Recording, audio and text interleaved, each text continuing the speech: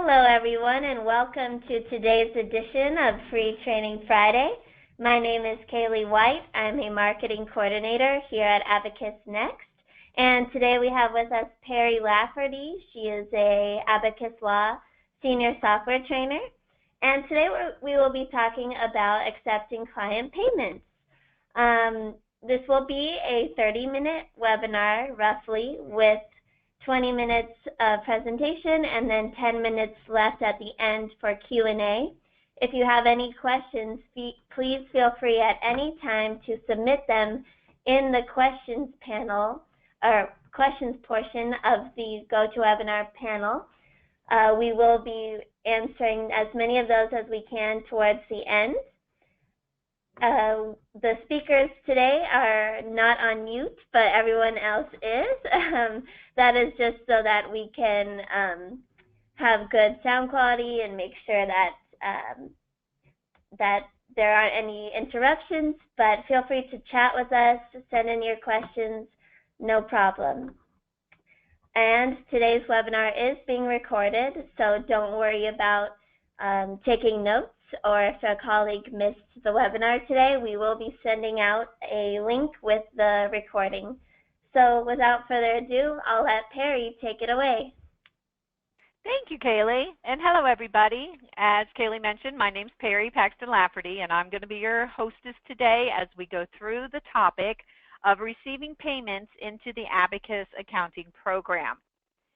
Now, I'm sure you all may be familiar with some of this. I'm hoping to show you two different things today. One is basically a classical payment that comes in that we apply against a client invoice. And then the other will be using the APX, if you're familiar with that. That's the Abacus Payment Exchange, wherein that we can ting their credit card and have the client's credit card actually be charged and have the money move into either your operating or trust account, however you have deemed to have it handle that during your setup of APX. So let's go ahead and get started. Basically, we're in the Abacus accounting program, and as everybody knows, accounting doesn't mean just accounting. It also includes the billing part of the Abacus program. So to apply a client payment, we're going to open up the Abacus billing and move down to the option that is called Payments Received. All right, so every client payment should be going through this part of the program, because not only does it record the payment as far as the matter billing activity is concerned, but of course it integrates into your general ledger, so it updates your revenue accounts and of course your cash account. So let's go ahead and open this up. Now, this is one of the famous Abacus posting functions we know in the billing and accounting program. There are probably 8 different places that we do a posting function, and we have similar buttons on the right-hand side here. So for our first demonstration or example, I guess, we're going to click on Add. And of course, the very first option up here is the matter number. Now, when I do training, for all of our clients, when we have a training set up, basically all matters is a little deceiving. Not everybody's paying you at one time. That would be nice. But what you really want to do here is click on the lookup and go and find the particular matter who's actually making the payment. So today, I'm actually using the first one on the list, but of course you can start typing in who you're looking for, and the system will narrow it down so that you have your particular matter. Then you can do a quick double click, and it pops it into place. Now, I'm using a particular matter that we have done some billing on to give you the look at how it looks like when billing has already been done rather than just a brand new person. So here we are, the client and matter number filled in. If I knew my invoice, I could just pop that in there and it actually would go retrieve my client and matter number for me. But since I chose to put the matter number in first, now I have the option to put in my invoice number. Now what you need to do, of course, is put in the payment amount. Now this particular matter owes me a big chunk of money here, over $12,000. So I'm going to say that $6,500 was paid.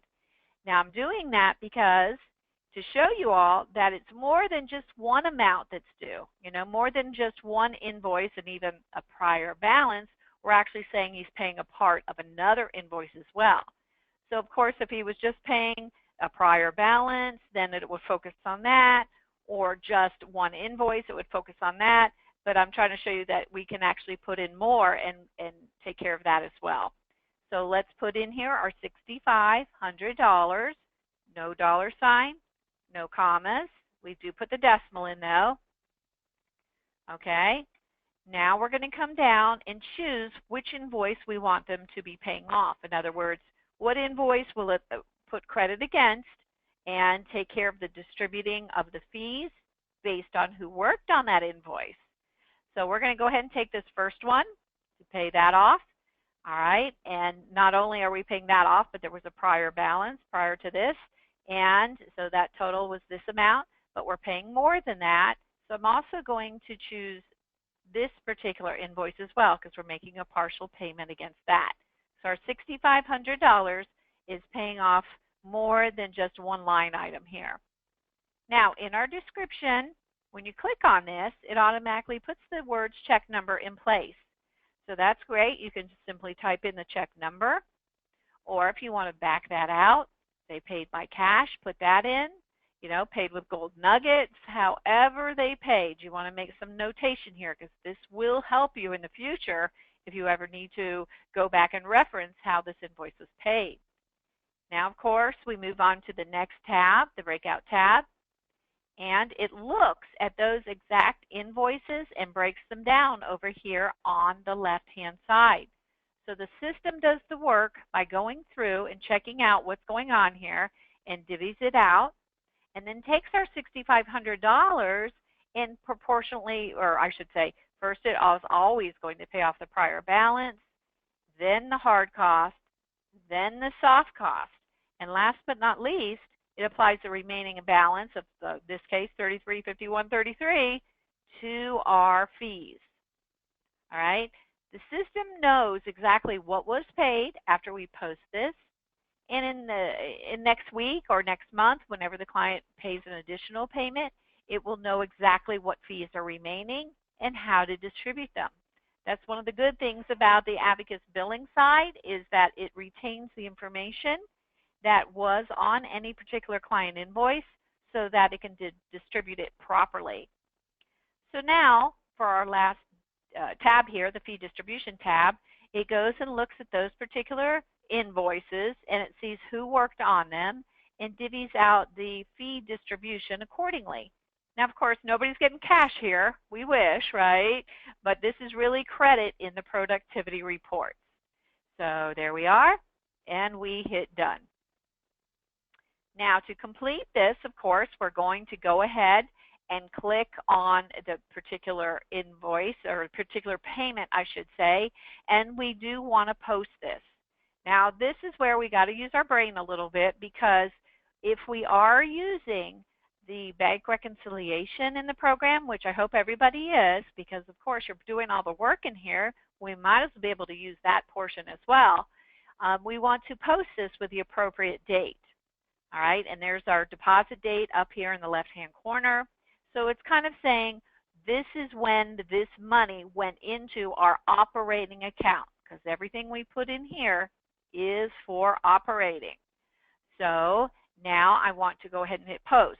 Now I should say, just to make sure everybody understands, you can still edit this. If I put in something wrong here, I do have the chance to edit and change whatever it was, correct whatever I did, okay?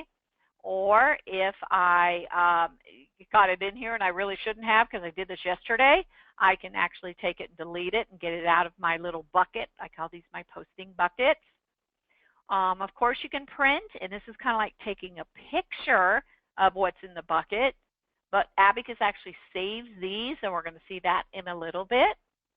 And, of course, our ultimate goal is to post it. Now, with entering a client payment, obviously we have to print a deposit slip or take a deposit slip to the bank. You can print one from here. And if the person or company, or no, I should say the person standing in front of you, you could actually print a receipt. And this would, instead of having to write out those little receipts from the olden days, we could actually print something out and give it to the client. So once we've either printed our deposit slip and or printed our receipt, now we're ready to post because that's the function we're aiming to get accomplished here. We go ahead and post. And this is my favorite message in the entire program because it's asking me, is this the right date? To make sure that when I go to my bank reconciliation, everything's in on the right date. If this is not the right date, I can say no, and I can change this to be, let's say it was Wednesday. Okay? And now I can post it. And this time, of course, I'm going to say yes, that is the proper date. So there we go. So that takes care of feeding our productivity reports for all the fees paid reports. That fee distribution that we saw on that last tab there is what goes through to those reports.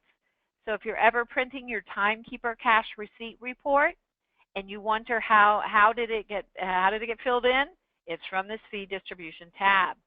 And I guess I should point out where that report is, under billing, under productivity. Okay, lots of good reports in here, but what I just mentioned was the timekeeper cash receipt, which I think is a favorite for a lot of people. So that's going to show you who got credit for the work that was done when the payment was posted. Okay? I guess we could do a quick preview here and see. So it breaks it down by timekeeper. All right. And by all the invoices that have been paid. I got a couple pages here. And then a nice little graph. All right. So that's our pretty much normal payment that comes in that the client, sends a check or pays in cash or whatever. Now, what I'd like to show you is what about if we're using the Abacus APX? Okay, how do we use that function where the client's credit card gets charged and the money automatically gets transferred into your firm's operating account? Well, there's a couple steps here. Under File, under Setup, and we've had other Free Trading Fridays and webinars on this, we want to make sure in your company preferences that you have applied for the APX license and have it so that you can use the APX to submit your credit cards through. This will be on your credit card setup, and this information will be in place. Okay, you will have been accepted here so that you can use credit cards, or clients can use their credit cards to pay you, and the money automatically then is deposited into your operating account or your trust account, depending where in the program you're using the function. So that part, gets done back at the beginning. When you do apply for subscription to this and get approved, this is what your screen will look like. Then, of course, we have to keep our credit card information in here for clients so that if we are using APX, the clearinghouse will go ahead and charge that credit card and push the money through. So that, of course, is on an individual matter basis. So under Matters, we're going to the Matter option that's at the top here. Really, this is Matter Maintenance.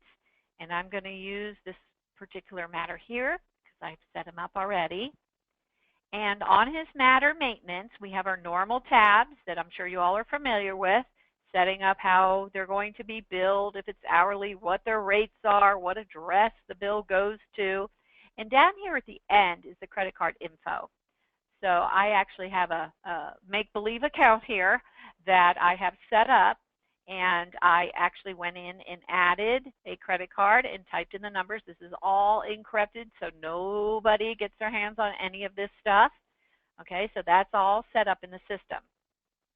Okay, we also have these buttons up here at the top, these check marks turned on so that the system knows to go ahead and charge the credit card when I produce a bill. Now, Kaylee's going to tell you a little bit about our webinar we're having next week.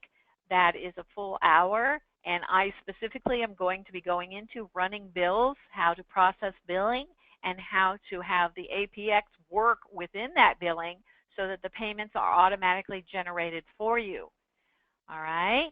But for today's purposes, I'm going to show you how we just go ahead and apply a payment against a client credit card using the APX. So once again, it's under billing and it's in payments received.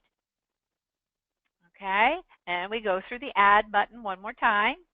This time I'm going to use a little different matter because, like I say, I have that credit card set up for him. So I'll choose their matter.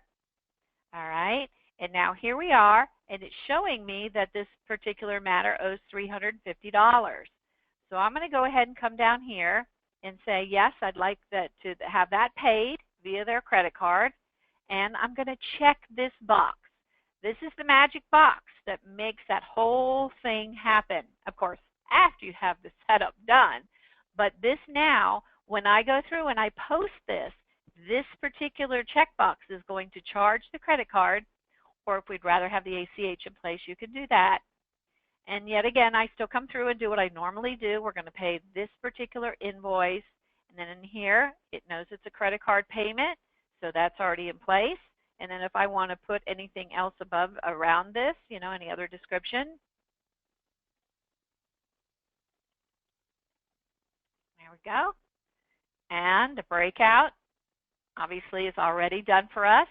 It looks at that invoice, and this is for any particular invoice. You know, it knows to look at the invoice and parse out the payment amongst the different categories, and of course within the fee distribution as well.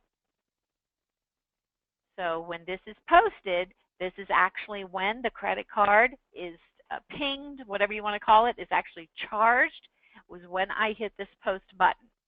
So when I do this, once again, I get my favorite message about, is this the right date? Because it's going to hit my bank account and I want to be able to reconcile. So I say, yep, that's good. Okay. And that actually prompts your program to send a note, an email out to say that that particular credit card was charged. Okay. So we just saw the two ways, basically one using a regular check or cash and the other one using an APX payment. Now, if you're not using APX, that's totally okay. Obviously, it would be the best way to go. But when you're in here, you can choose to use a different credit card clearinghouse. Down here, you would just say paid by credit card, and you would not check this box. Because if you don't have your client's credit card information and the company preferences stuff set up, obviously Abacus is not going to be able to utilize that. But you can still say down here it's paid by credit card and break it out accordingly. It's just that you will run your own credit card in-house, however you're doing it, if you're not using APX. Okay, one more thing. How do we, because I know this is always something, what if I made a mistake? Or what if that check bounced? Okay, what if that check bounced? How do I correct that? Because I always like to show how to fix something. So if the check bounced, in other words, our first guy, his $6,500 check bounced, I'm going to go back in and I'm going to fix that. I have to record in here that it bounced. So I go back to the actual place we started from. Okay, and I go through add. So it's kind of like recreating it, except there's one main difference. All right, I believe it was him. And I'm going to come down here. If that $6,500 check bounced and I want to record that, I come in here and I put a minus sign, that little tiny dash. That's all it takes. 6,500. Now it's going to change it into parentheses because that's the accounting world. Okay. It knows we call this a negative payment because now I'm saying this client's check bounced. So I say, okay. And of course, I'm going to come in here and distribute it exactly how the payment was made originally. Now, what if I don't remember? You know, how much was for hard costs? How much was for soft costs? How much was for fees? Abacus saves that little report, as I mentioned earlier. Okay, and we can come down here, and it should be, I think it's going to be this one. Got to kind of check them out. Of course, obviously, I've played a bit today. So here we are, and is this the one I'm looking for? Let's see here. Okay, yep, this is a $6,500 one. So let me make this a little bigger so regular people's eyes can see this, because I know I can't. So let's open this up a little bit. And this kind of tells me here my breakdown. How much was applied against fees?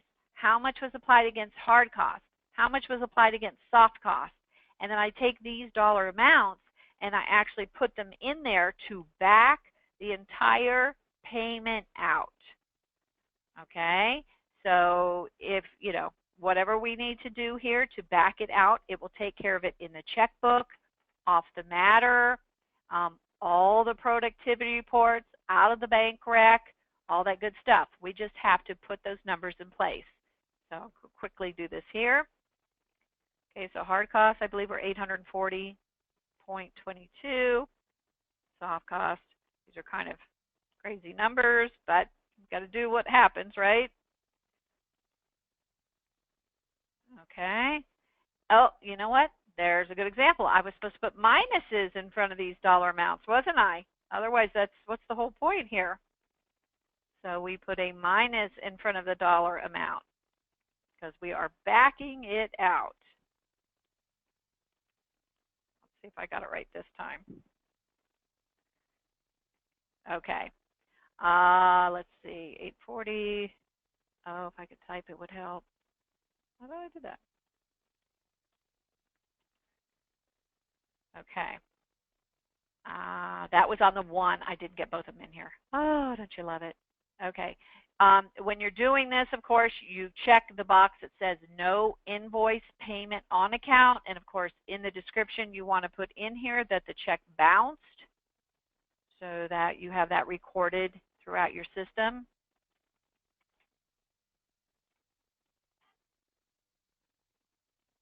Okay. And then, of course, you do the breakout, do the fee distribution, and then you are done. Okay, and the system will save your changes, and then you're able to post them. All right. So basically what we talked about today was how to enter a normal client payment coming through the system, whether it's cash, check, or credit card that's not APX, or we actually can use the system to do our credit cards through APX and have the program automatically ping your credit card and transfer the monies into your firm account. Okay, I think that's it on my end. I'm waiting for questions, Kaylee, if you can help me out there. Yes, so now it's time for questions. We have roughly, up to 8 more minutes. So please feel free to type in your questions in the questions portion of the webinar panel. Perry mentioned that next week we will have a even more in-depth webinar about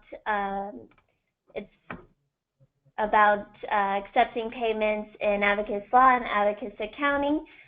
So feel free to sign up for that on abacusnext.com/webinars. It'll be a really good session.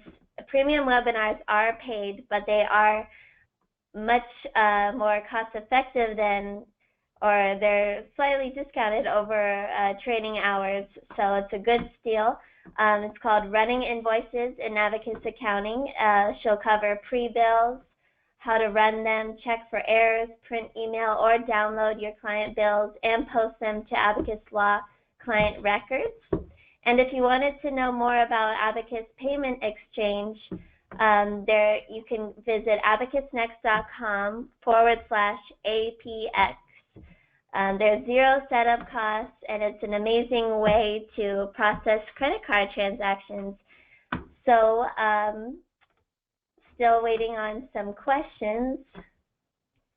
All right, here they come. Once the payment is posted, can it be deleted? Actually, yes, you can. Okay, and this actually works for both a regular payment and a credit card payment. What you want to do to delete it is come back to the Matter drop-down menu. Matter drop-down menu. Go into the Matter billing activity. And, of course, I use my menus here because there's just not enough icons. So let's first go to, let's try our first guy here. Okay. Now, if there's something here I needed to delete, I could. Now, If it is a regular payment, you can see that when we entered that payment, part of it went against fees, part of it went against hard cost, and part of it went against soft cost.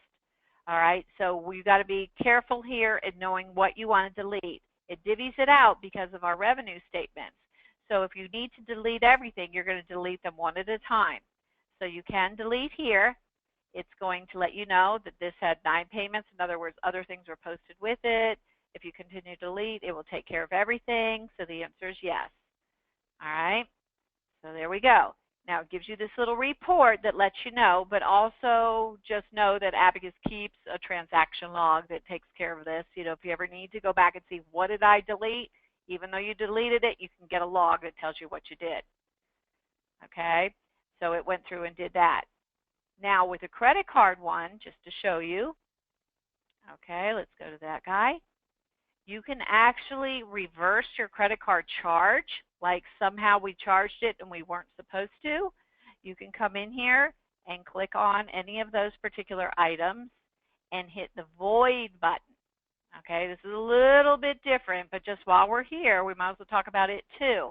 Instead of deleting this, we're actually going to void this, because that will actually go back through the credit card, through the APX, and void that charge. And it will take care of all 3 of these, just like deleting took care of all 3 of the check payments. So we take that, hit void. It asks you if you want to do this, and we say yes. And it lets you know that it's going to take care of everything. And we say, okay, that's good. And there you go. So it really is that simple to delete if you need to delete, and also void a credit card transaction if you need to do that. All right. The next question is, when posting a check and there are multiple invoices, could you also check just the last invoice that shows all previous balances, and it will apply the money to the oldest invoices first? Well, that is what Abacus does now. It does apply to the oldest first, and that's obviously in the prior balance field. So when we come in here and we apply a payment, and I'm just going to make something up here. I don't think he has anything left, or whatever.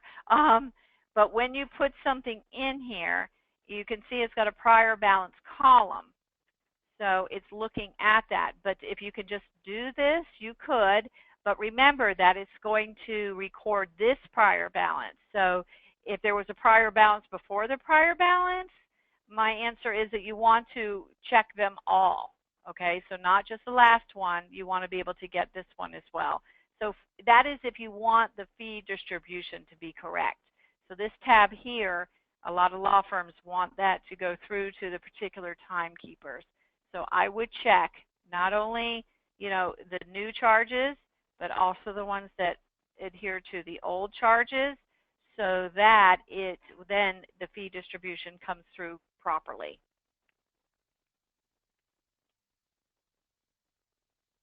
All righty. Well, that seems to be all the questions that we have. Thank you so much, Perry, for doing a wonderful job.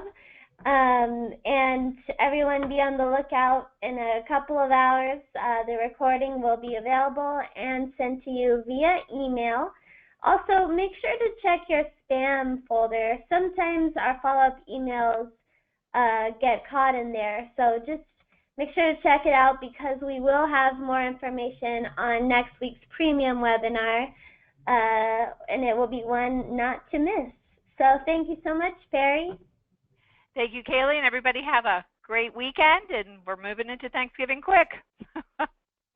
That's right. Also, as it is the holiday next week, next Friday, there won't be Free Training Friday, but look out for the AbacusLaw newsletter for December, where we will have all the webinars for December listed there.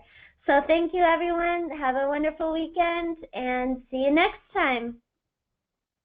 Alrighty, bye-bye.